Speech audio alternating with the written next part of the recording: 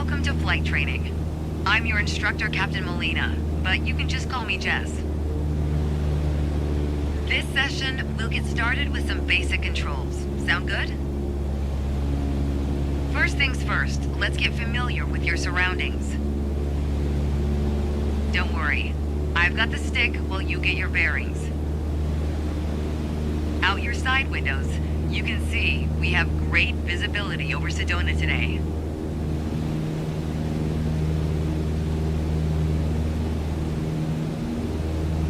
This is Red Rock territory. Beautiful, isn't it?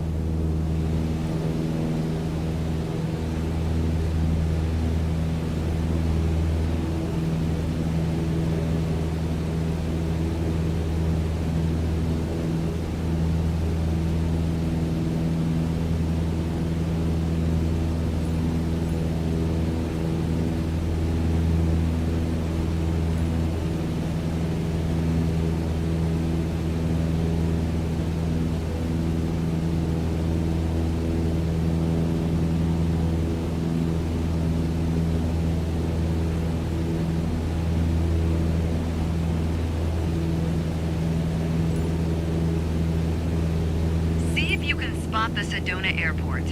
The runway should be a pretty easy landmark to find.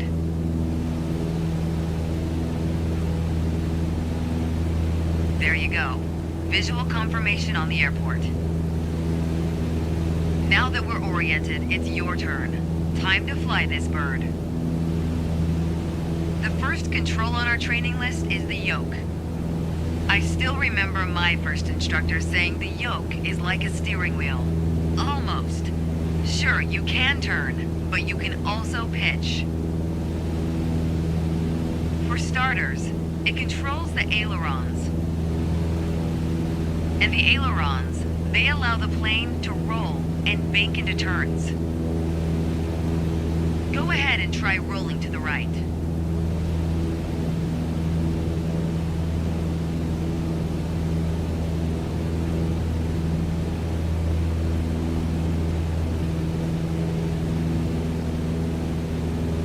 Nice. Now let's see you level back out.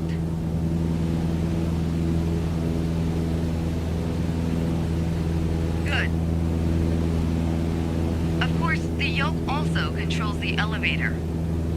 And the elevator affects the plane's pitch, right?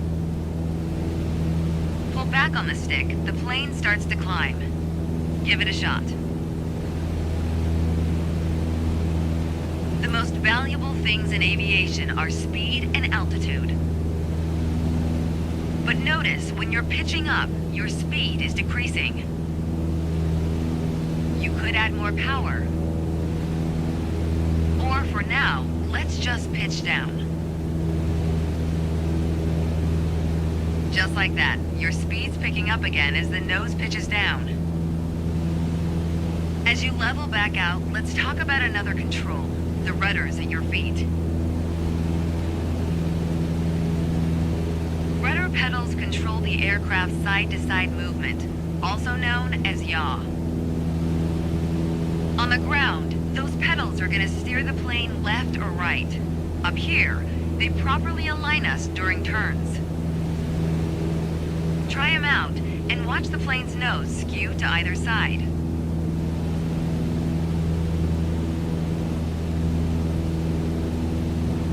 Simple enough, right? Before we go on, let's bring the plane back to straight-up flight. Make sure your dashboard is aligned 3 to 4 inches below the horizon for a cruise attitude. Okay, the last thing we're gonna cover now is the throttle. If you have the need for speed, then the throttle's for you. Full control over the power output of the engine. Let's see what happens when you cut all the power.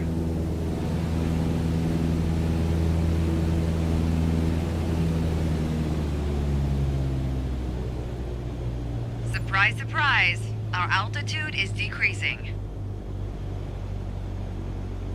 This might be a good time for a piloting PSA.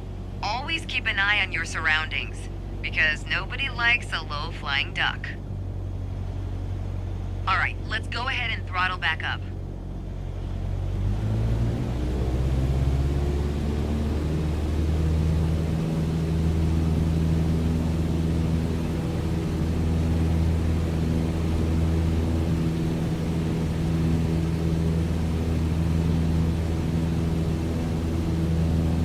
There you go. Speed is increasing, and as long as we maintain the same attitude, our altitude will keep climbing too. You're really getting the hang of your controls. Before long, you won't even need a co-pilot. Until then, if you want help with the radio or checklists or simply flying the plane, I'll be here. You can pass me the controls when you're ready to finish your session, or keep flying. It is a great day after all.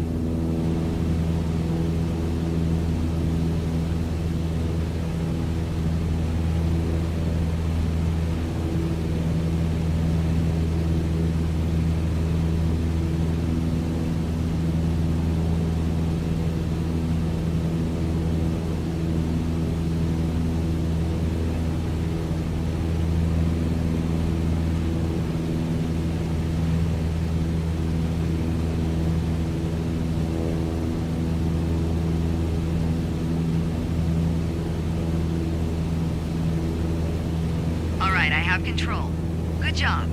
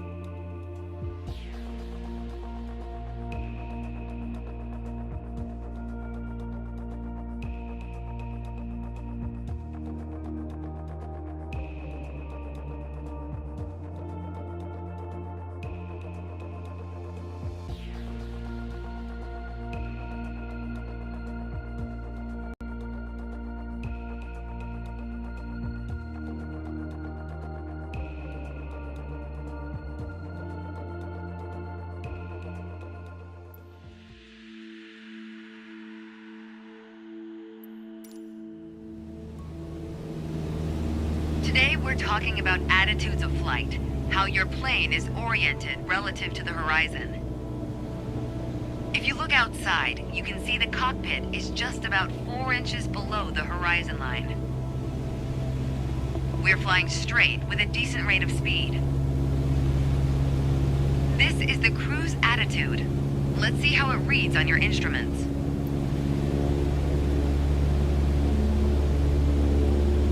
Take a look at the attitude indicator. As the name implies, it shows your current attitude. The white line is the horizon, with the sky above and the ground below. That orange element in the middle, aligned with the horizon, that's your plane. Just like we saw outside, our current attitude reads pretty much straight and level. Okay, now let's see how much power the engine's generating. Check your tachometer. Looks like we're pushing around 2,300 revolutions per minute. Combined, attitude and engine RPMs translate to aircraft performance. Which leads us to your airspeed indicator. Now, last but not least, check your altimeter. To figure out your altitude, you always want to read the small needle first. That's how many thousands of feet up you are. Then on to the big needle for the hundreds. With our current attitude and power output, we're holding a speed of 90 knots and a stable altitude of 6,000 feet. But that's about to change. Take the stick when you're ready. Pull back slightly on the yoke to raise the nose just above the horizon line. About 2 inches. Make sure you don't pitch up too much, or the angle will be too steep to create lift. And without enough lift, we'll stall. Alright, go full throttle and start climbing.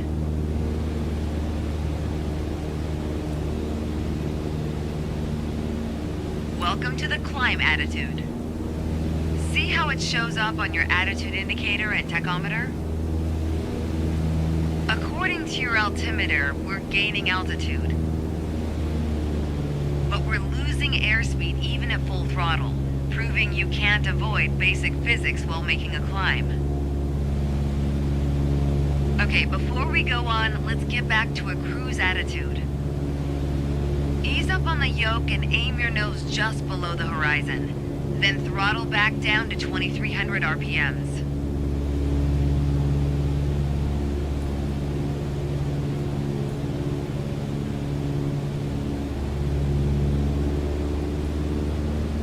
Nice job. We're now set up with the same attitude and power we had at the top of our lesson. Next up is the descent attitude. Start by reducing your RPMs to 1800. Then drop the plane's nose a bit further below the horizon.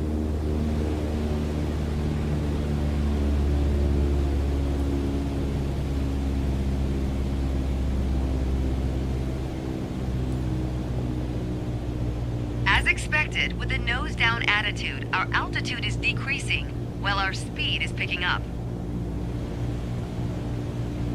Why don't you get us back to a cruise attitude, and we'll hit the last part of our lesson.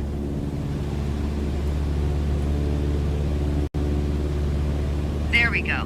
Now that we know how to cruise, climb, and descend, let's talk about the turn attitude.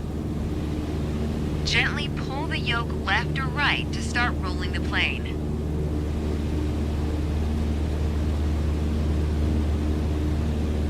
If you take a look outside, you can see how our attitude's changed, but you can also check your instruments for the details.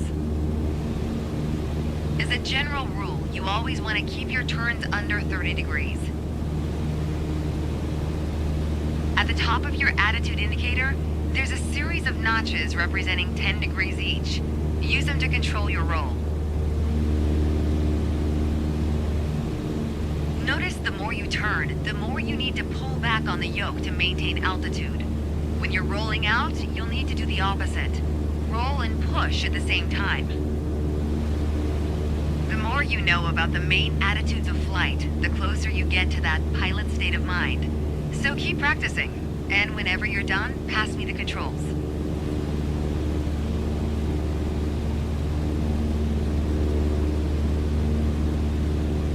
Thanks, I've got control now. Well done.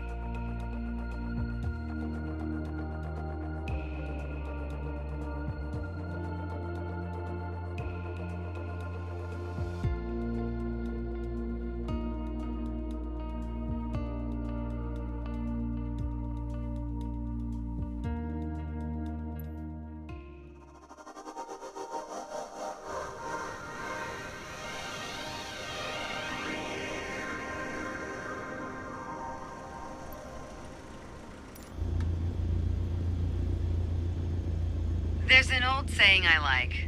A mile of road will take you a mile. A mile of runway will take you anywhere.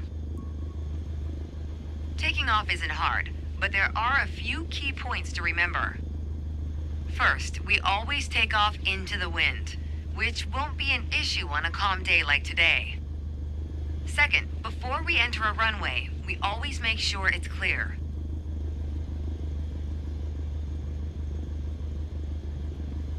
Everything looks good, no cross traffic. Go ahead and taxi into position. The rudder pedals should make steering the plane pretty easy.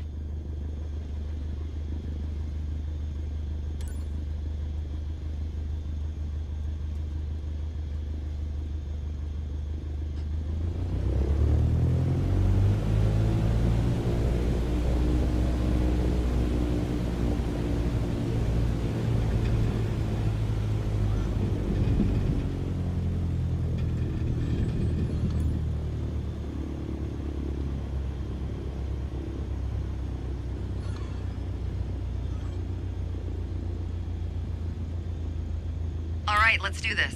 Apply full power and I'll walk you through the takeoff as we go.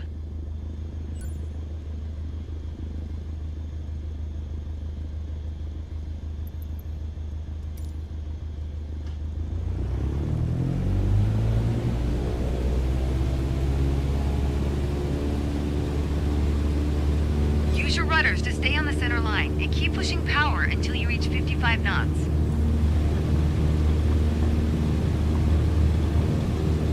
Good. Now gently pull back on the yoke. Line up the top of your instrument panel so it's a couple inches above the horizon. That'll pitch us up and set a good climb attitude.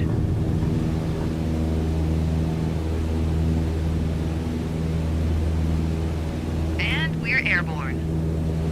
Focus on flying straight. Use your rudders to keep the runway heading of 210 degrees. Maintain 75 knots and we'll reach our target altitude of 5,500 feet in no time.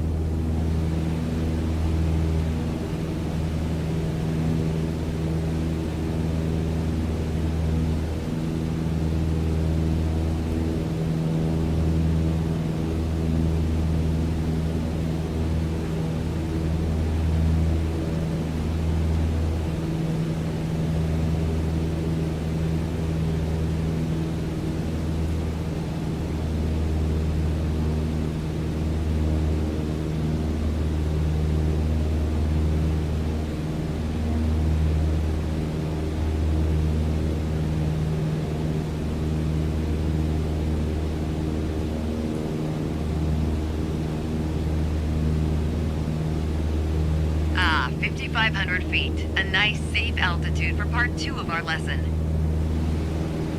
Straight and level flight. First step here is adjusting our attitude. We're in a cruise attitude, pushing max power. To stay level at our target altitude, let's start by easing the throttle back to 1,800 RPMs.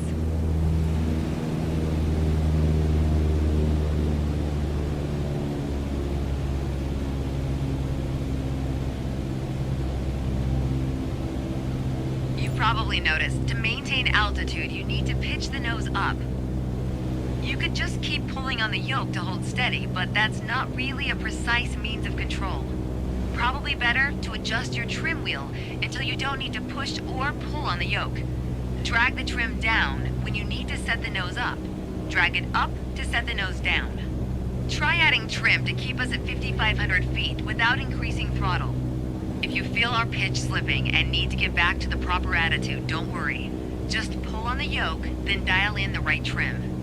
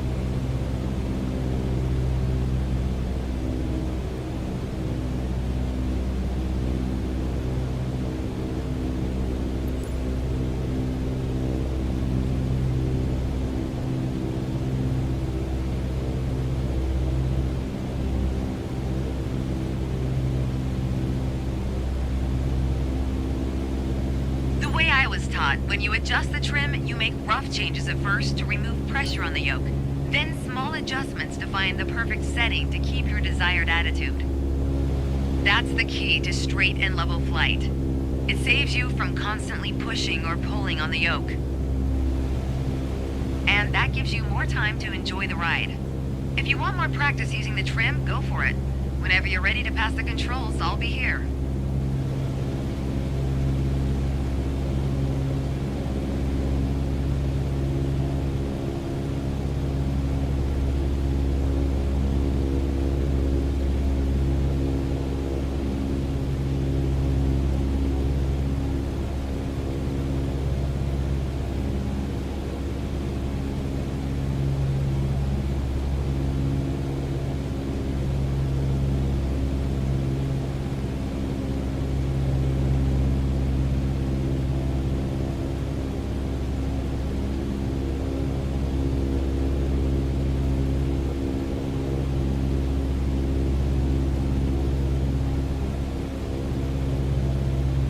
Okay, I have control. Hope you enjoyed the lesson.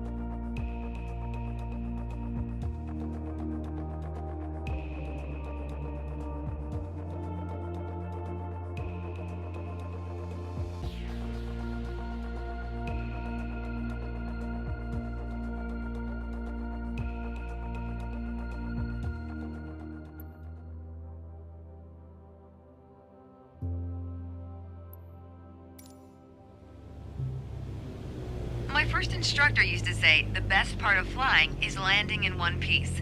The man was a terminal pessimist, but he wasn't wrong. Today, you're in charge of bringing us in for a safe landing. We've got clearance for a straight-in approach, so we don't have to complete the standard traffic pattern. And I've already set us up in landing configuration at 65 knots with 10 degrees of flaps and idle power. We're on the glide slope now. Maintain speed around 65 knots. Change your pitch if you need to, and keep your aim point on the runway number. When you're targeting the runway number, you want to keep it steady in your sights. If it looks like the number's moving up in your windscreen, you're coming in low. You'll need to add a bit more throttle to get back on the slope. If it looks like the number's moving down in your windscreen, well, then you're too high. You'll need to add flaps to increase your rate of descent, but you'll also need to push forward and trim to change your attitude and maintain the same speed.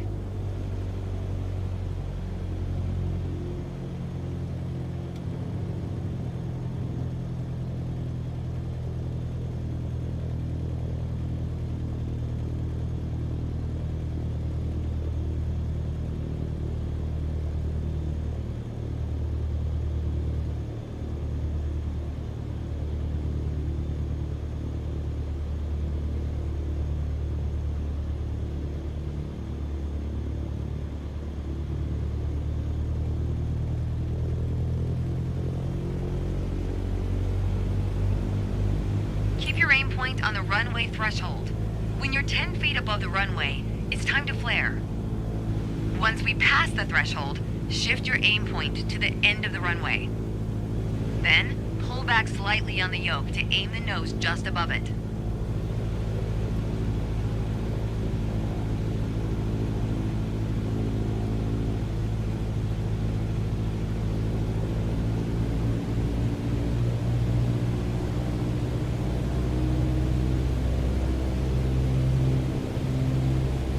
Okay, we're past the threshold. Start the flare. Keep pulling back.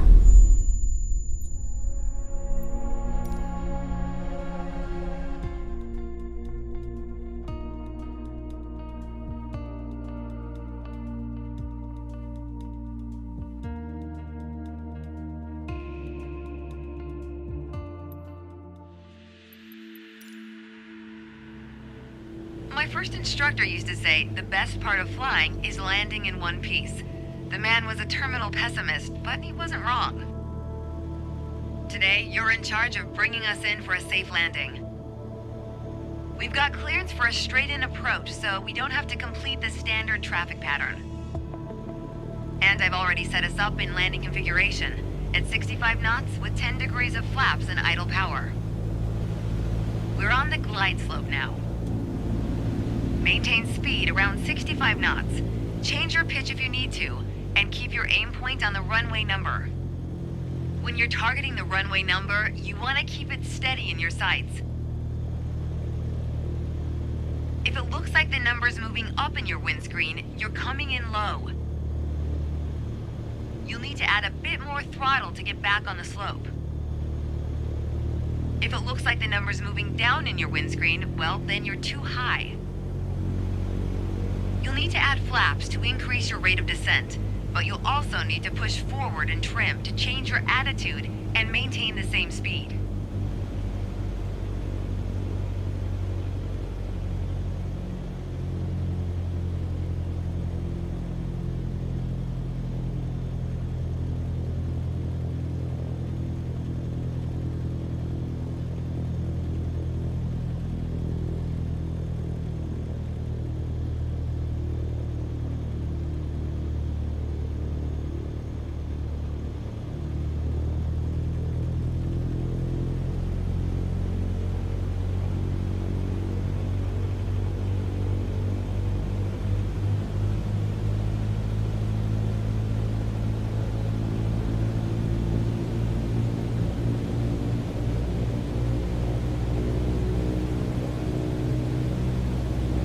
Aim point on the runway threshold.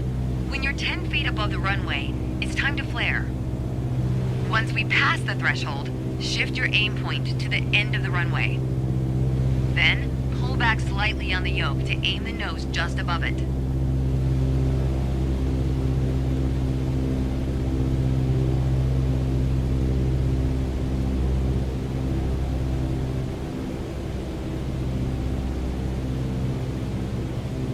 Past the threshold, but still a bit high. Keep reducing altitude. You should be able to start flaring the plane now. Keep pulling back slowly. Let the plane settle onto the runway. Don't push it down, but don't let it start climbing. Nice. Now apply the brakes to slow us down and bring the plane to a stop.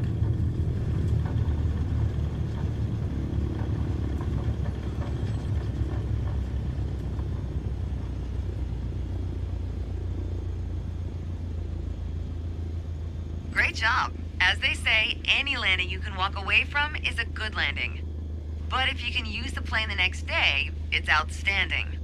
Landings can be hard, even for seasoned pilots. Trust me, don't hesitate to practice.